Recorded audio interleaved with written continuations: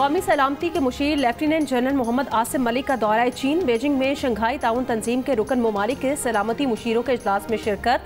कौमी सलामती मुशीर ने आलमी सूरत-ए-हाल और अमनो सलामती के लिए पाकिस्तान के मौक़िफ़ का अज़्म दोहराया।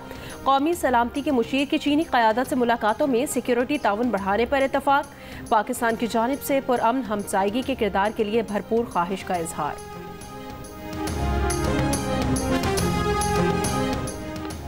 ईरान पर अमरीकी हमलों में जौहरी तनसीबात तबाह नहीं हुई। अमरीकी मीडिया का दावा है कि इब्तदाई अमरीकी इंटेलिजेंस अंदाजे के मुताबिक अमरीकी हमलों से बुनियादी मवाद भी तबाह नहीं हुआ। अमरीकी हमलों से ईरानी जौहरी प्रोग्राम सिर्फ महीनों के लिए पीछे हो गया है। अक़वाम मुत्तहिदा में अमरीकी मंदूब डोरथी शिया ने कहा है कि फ़ज़ाई हमलों ने ईरान की जौहरी हथियार बनाने की सलाहियत को कम किया।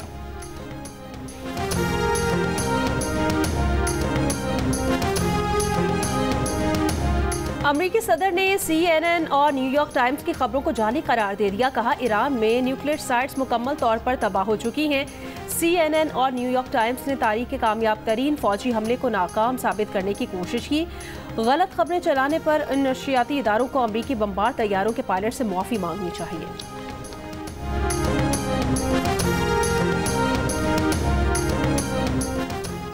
मुल्क दुश्मन अनासर के मज़मूम मज़ाइम नाकाम बनाने के लिए फूल प्रूफ सिक्योरिटी यकीनी बनाई जाए। वफाकी वज़ीर दाखिला की मुहर्रम उल हराम की सिक्योरिटी और दीगर इंतज़ामात से मुतालिक इजलास में गुफ्तगू। सेफ सिटी में मरकजी कंट्रोल रूम कायम कर दिया गया। वज़ीर दाखिला मोहसिन नकवी ने कहा है कि इश्तियाल अंगेज़ मवाद के खिलाफ ज़ीरो टॉलरेंस और सोशल मीडिया की कड़ी मॉनिटरिंग होगी। जलूसों और मजालिस की निगरानी के लिए जदीद टेक्नोलॉजी इस्तेमाल की जाएगी। ज़ाब्ते अखलाक की पाबंदी को यकीनी बनाया जाए। तमाम तबकात से फ़िरका वाराना हम आहंगी यकीनी बनाने की अपील।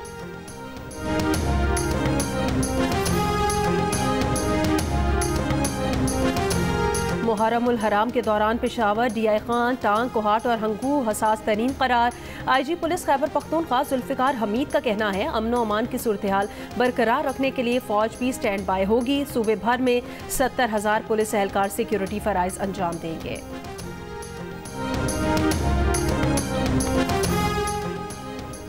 अपर कुरम के इलाके में बारूदी सुरंग का धमाका, 4 अफराद जाँ बहक। पुलिस के मुताबिक धमाके से 4 अफराद जख्मी भी हुए हैं। इस्लामाबाद में तेज हवाओं के साथ मूसलाधार बारिश। सुबह से बारिश का सिलसिला वक्फे से जारी। बोकरा में 64, पीर वधाई में 50 मिलीमीटर बारिश रिकॉर्ड। नाला लई में कटारियां के मकाम पर पानी की सतह 10 फीट बुलंद। आज़ाद कश्मीर के मुख्तलिफ शहरों में गरज चमक के साथ कहीं हल्की कहीं तेज बारिश। महकमा मौसमियात की आज से 28 जून तक मुल्क भर में मानसून बारिशों की पेशगोई।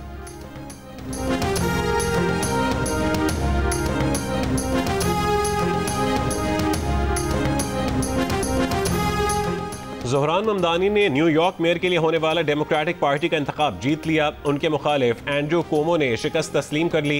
कामयाबी के बाद ज़ोहरान ममदानी ने वोटर्स का शुक्रिया अदा किया और कहा कि ये उनके लिए एजाज़ की बात है कि वो अब डेमोक्रेटिक पार्टी की जानिब से न्यूयॉर्क के मेयर का इंतखाब लड़ेंगे। अमरीकी सेनेटर बर्नी सैंडर्स की ज़ोहरान ममदानी को मुबारकबाद। कहा कि आपने सियासी, मुआशी और मीडिया एस्टैब्लिशमेंट का मुकाबला किया और उन्हें शिकस्त दी। उम्मीद है कि आप मेयर का इलेक्शन भी जीतेंगे।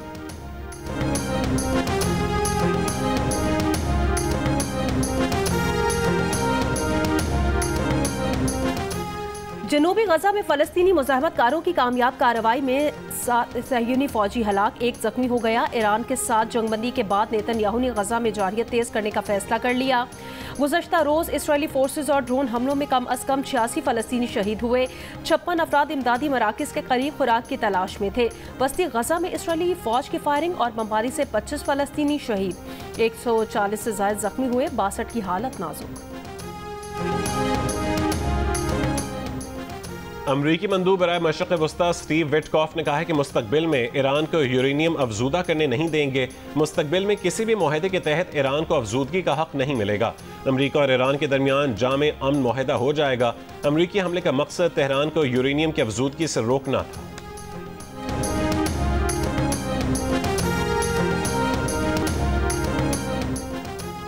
ईरानी वजीर खारजा ने कहा कि 12 रोज़ा इसराइली जारियत के बाद ईरान जौहरी प्रोग्राम बरकरार रखने के लिए मजीद पुरअज़्म हो गया है। जौहरी टेक्नोलॉजी हासिल करने के लिए हमारे साइंसदानों ने बेपनाह कुर्बानियाँ दी। अब ये बात यकीनी है कि ईरान में कोई भी इस टेक्नोलॉजी से दस्तबरदार नहीं होगा।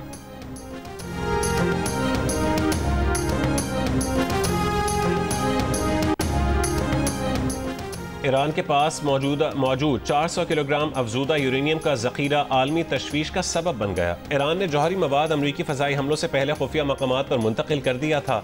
बैनुल अक़वामी मीडिया की रिपोर्ट के मुताबिक IAEA की मई 2025 की रिपोर्ट के मुताबिक ईरान के पास 408.6 किलोग्राम यूरेनियम था।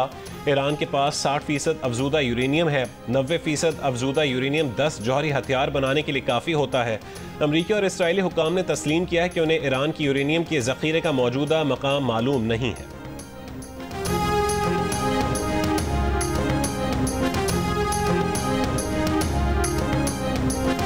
जौहरी हथियारों के मामले पर इसराइल से कोई नहीं पूछ रहा। अमेरिका में इसराइल लॉबी बहुत तवाना है, मीडिया भी उनके कंट्रोल में है। शहरी रहमान की जियो पाकिस्तान में गुफ्तगू, कहा ईरान के जौहरी प्रोग्राम पर अभी कुछ कहना क़बल अज़ वक्त है। ख्याल यही है कि ईरान ने यूरेनियम को किसी और मकाम पर मुंतकिल कर दिया होगा।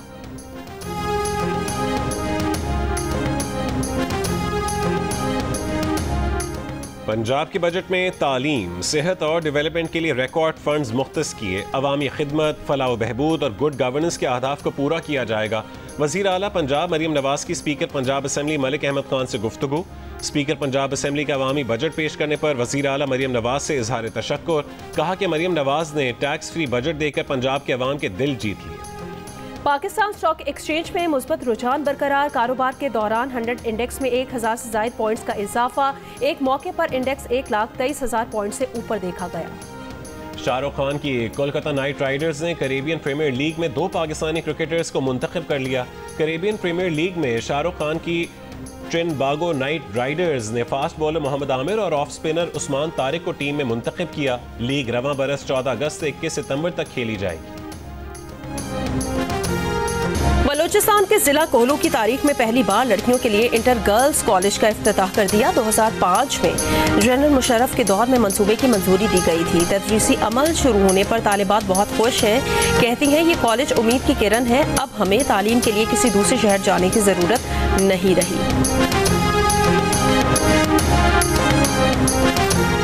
सुप्रीम कोर्ट ने स्कूलों में लाइफ स्किल्स एजुकेशन के लिए दरखास्त पर वफाकी और सूबाई सेक्रेटरीज को आइंदा समाअत पर तलब कर लिया। जस्टिस मोहम्मद अली मसर ने रिमार्क्स दिए कि तमाम सेक्रेटरी यहाँ होंगे तो एक मुश्तरका लाहेमल बन सकेगा। तमाम सूबों को वफाक के साथ मिलकर इस पर हिकमत अमली अपनाना होगी। गुलकार और समाजी कारकुन शहजाद रॉय ने कहा है कि अगर ये निसाब पूरे मुल्क में नाफिज हो गया तो लाखों बच्चों को जिनसी इस्तेहसाल से बचाया जा सकता है। जियो न्यूज़ से गुफ्तगू में कहा है कि इस निसाब के जरिए बच्चों में आगाही आ सकती है। बच्चों को सेफ टच और अनसेफ टच में फ़र्क मालूम होना चाहिए। हर स्कूल में एक काउंसलर होना लाजमी है ताकि बच्चों को रहनुमाई फराहम की जा सके।